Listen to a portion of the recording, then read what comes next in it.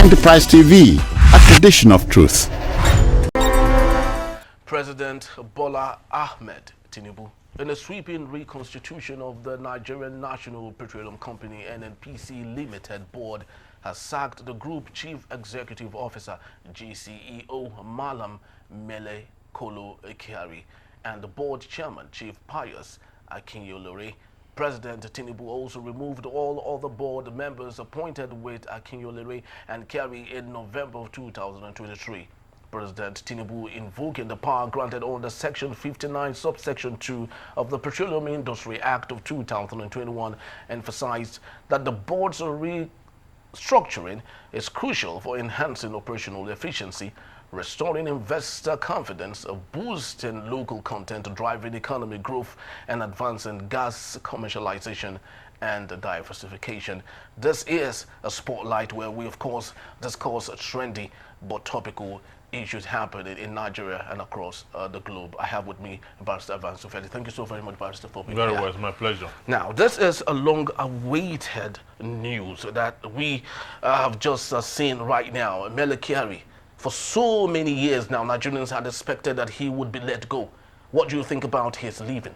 Yeah, if you look at the operation of the Nnpc, is a reflection of Mele Kyari's administration in the past few years, and we've seen the ineptitude of Nnpc. First, from battling with Dangote on pricing. You know, they held Dangote refinery to hostage while the refinery was trying to unearth the secrecy behind pricing of petroleum products, which is a mainstay in the Nigerian economy. So Mele Kyari have been working against the progress of Nigeria for as long as we can remember. The action of Nnpc alone with Dangote just one among many other things. And we have seen that his loyalty is not to the people, but his loyalty is to the cabal and cartel that are responsible for strangling the Nigerian economy.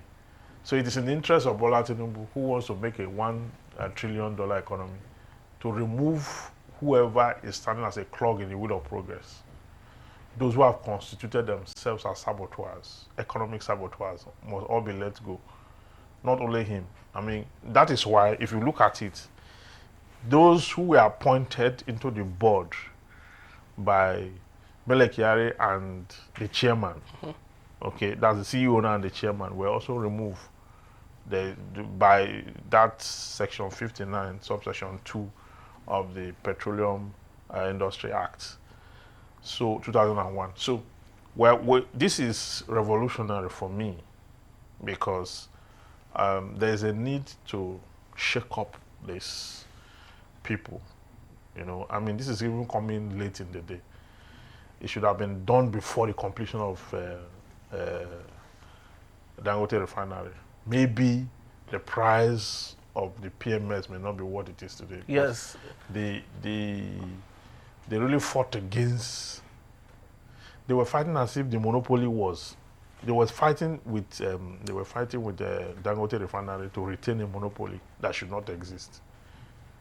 So at the end of the day, we saw the dispute between both, which is even unresolved until now. But the masses had to bear the brunt of that. Now, we speak as if Mele Kyari is operating on his own. The parastatal he is heading is under the purview of President Bola Ahmed Tinubu, who is the substantive minister of petroleum. Now, do you think that Mele Kyari is acting without the knowledge of President Bola Ahmed Tinubu, or have we seen a Mele Kyari who has been thrown under the bus by the same person, President Bola Ahmed Tinubu? First, you need to understand that Mele Kyari's operation, okay, outdates Tinubu's emergence. And didn't in any way work in simpatico with maybe, President yeah, Bola Ahmed Tinubu. He did, but maybe he's now seeing the true issue. Maybe he's now seeing clearer now as to why he should be let go. Maybe because the reason given is to boost and increase investors' confidence, okay, and driving the projections and all that for the purposes of development in that area, okay. So investors' confidence is critical. It's a critical thing. Mele Kyari had talked about reform, and he was talking about how he's going to work on the pipelines and increase some other issues, which then we analyzed and said that, are you just waking up now to know that the pipelines are not efficient? Why has the Nnpc been run this way? Why do you have secrecy everywhere? Why is it that Nnpc is not transparent? The corruption there is endemic. Okay, so many things, and all attributed to him as a substantive CEO then. Remember, Nnpc used to be a corporation, okay, before the 2001 Act that made it a private company, a liability limited company. Now, from that transition, the transition did not witness his removal, because he maintained his position while the transition took place. So this is the first time we're going to have a new lease of crop of persons who will manage the Nnpcl as it were now. Okay, and these ones should be able to get the directive. If you are going to build a $1 trillion economy, this one should be able to have a directive that will give the Nnpcl a new lease of life. One, it should be a company that will be targeted against reducing the suffering of the people in terms of reducing pricing, make the product availability, okay, and to ensure that that sector is really well managed with its external factors, because there are a lot of external factors. Nupeng, what are the names again? Nupeng and the other one, the one that used to be called DPR, yes, that used to be now this thing.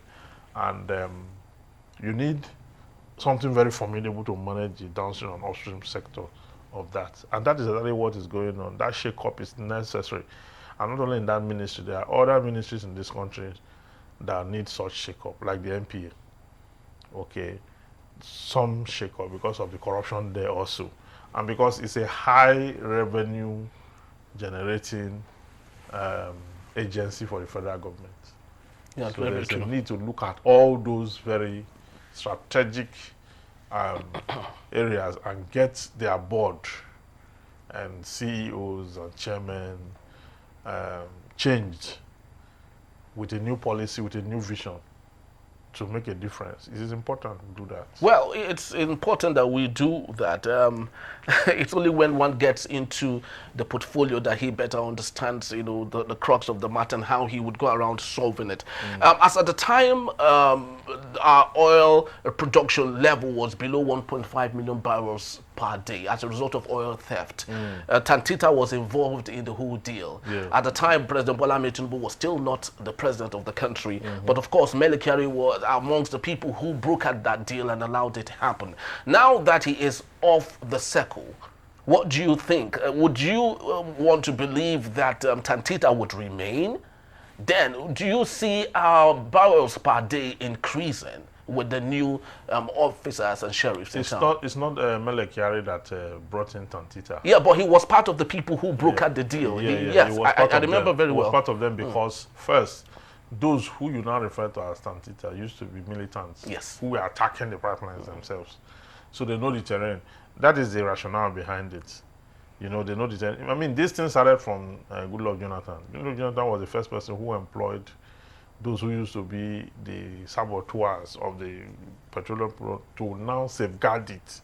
That's like using the enemy to wage war against a bigger enemy, or a proposed enemy to wage war against a bigger enemy.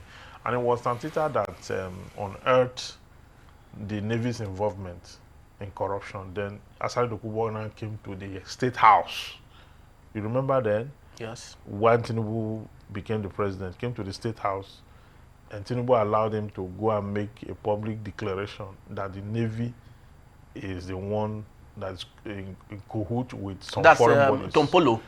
No, not Tompolo. So Tompolo is the owner of the Tantita. Tompolo is the owner of Tantita, yes. But Asare Dokubo, okay, not too long ago, when he visited the president, we discussed it then from our station. Yes, very true. When he visited the current president, and the current president when he told the current president that the Navy is involved, the current president asked him to go and make a declaration. And in the State House, they called a press conference and did it. You should be aware. Yes. Not too long ago. Yes, very true. Not Yes. to 1 year. Yes, You yes, very understand? true. That's what I'm saying. So now the Navy was fingered, foreign bodies were fingered. I mean, and, a pipeline was also discovered through which they were channeling the product away then in Escravos. So the Nnpc have not managed the oil resources proper. First, just look at the poverty, even in the Niger Delta, and the poverty, the scale for a country that have oil. If you look at a country that's an OPEC member, number 6, if you look at a country that have oil, Qatar, I just passed through Qatar 2 days ago. Those countries, their citizens don't work. If you go to Qatar airport, you cannot find a citizen working. They get people from outside to manage their affairs. They have no business working. They have so much resources. So they get people from other countries to expats everywhere to run their affairs. That's how Nigeria should be. Nothing stops Nigeria from being like that. Okay? But because Nnpc have failed to manage these resources, the boom we had from Obasanjo's time down to, not even Obasanjo, from the military governor, military head of state, Gowon, when he said that Nigeria has so much money that they don't know what to do with it. You know? So we've had this boom, but when you look at the level of poverty, there's no country in the world that have oil, that have lack of electricity supply running at the same time. They are both energy. It's the product you use to generate power. And then you have it, you are lacking in power. So Nnpc have done a great disservice to not just Kyari, but successive, his predecessors. Yes. His predecessors have also contributed in a large way. Nnpc have been a very corrupt institution. You understand? And the fruit of that corruption is the poverty we're seeing. So if the president have now deemed it fit, because for the little we know in the past 2 years, I mean, the way Nnpc has gone about frustrating Dangote refinery, that one is so fresh. Yeah, because the naira to dollar, buyback deal for crude oil is still a very big problem. Yeah, the exchange rate is a problem, Yes. which is self-inflicted. Then the outright sabotage is what I'm talking about. Where you remember when he said that when Dangote claimed that when the NPC claimed that they sold to Dangote in a particular price for the crude, and then Dangote came out and said no, that was not what you remember not Yes. too long ago. Yes. That was not what they sold it for, and so you have that battle of supremacy that was unnecessary, that was not needed. You understand? Coupled with other things the president may have seen that we don't know about, that he's privy to that we're not privy to. But all I know is that the NPC have not done well over the years. And so there's a need to change. I mean, I know when Gaius Obaseki used to be the NPC director. Then from there to, there's two other persons before Mele Kyari. You understand? I know when all that was Obasanjo's era and all that. So the NPC should have been the company or the corporation that would have made it easy for the average Nigerian to come out of poverty, okay, to access education, access healthcare, access so many things on scholarship. But I mean, even when they have a scholarship scheme, you can't access it. Employment scheme. I remember that time when we came out from school newly, and then we went to Excellence Hotel to write the test for Nnpc, so that we can go and become big men. So when we got there, it was glaring that they've already done this interview a long time ago. So they picked everybody a long time ago. They gave us serious exams, serious aptitude tests to write. By the time you write it, you will not see, today you will not see the results. You just came to do an exercise. They were scaling for them. Which school are you from? Which school are you from? Which school are you from? You call some name of school that they don't know about, they'll say, get out, get out, get out. You know, so we did all that, but the people who got the employment never came for that test. Now, speaking about the meritocracy, there's one question every Nigerian would expect that someone would give right answers to. We're people of sentiments. We're very ethno-centric in the ways that we talk about lots of things. And now he has replaced the Mele from the northern part of Nigeria and replaced it with his kinsman, like Nigerians would say. Why the choice of yet another kinsman, knowing already his circle is totally surrounded by his own people? Don't you think that's a disservice to Nigeria? Where is a disservice, you are right. Because even though that tribe may not be a factor, but when people are sent to certain offices, look at Buhari. This is not to justify what Tinubu is doing. I mean, I don't justify ethnic issues like that. But Buhari did even worse than that. You know, Buhari's own kitchen cabinet was complete, no outsider. Even the larger ministerial position, complete and all that. Even when you have nominations, some nominations didn't go through. It puts agencies and departments of government, that's parastatals, you know. Now Tinubu is doing exactly the same thing. He's using, but when a minority ascends position, they don't plug in people. Look at Jonathan. Yeah, Jonathan, exactly. Jonathan came by providence, and then when it wasn't, how many people from Bayelsa were having anything to do? He picked, you know, professionals. Okay, like Obasanjo did. Because Obasanjo is also one person. Yes, exactly. Who didn't, and it was not liked because of that. He was hated because of it. Was detribalized. Because though he's Yoruba, but he's been out for so long. Kaduna, North, different places. So he's detribalized.